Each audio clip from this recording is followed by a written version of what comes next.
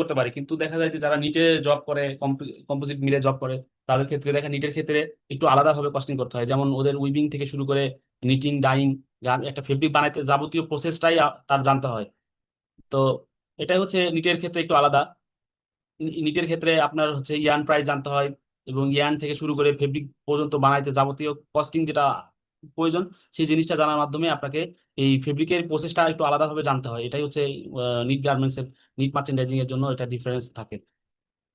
তো এখানে নিটের ক্ষেত্রে যখন ফেব্রিক কস্টিং করবেন, তখন দেখা যায় যে এখানে কি কি লাগবে: ইয়ার্ন প্রাইস, তারপর নিটিং চার্জ, ডাইং এবং ফিনিশিং চার্জ, কম্প্যাক্টিং চার্জ, তারপর হচ্ছে ব্রাশিং, পিচিং, মানে এই যে পুরো ফেব্রিকের যে কস্টিংটা, এটা আপনাকে বের করতে হবে। যারা মার্চেন্ডাইজে থাকে, নিটের মার্চেন্ডাইজে থাকে, তারা এই প্রসেসটা বের করতে হয়। কিন্তু ওভেনের ক্ষেত্রে আমাদের এই জিনিসগুলো জানা লাগে না।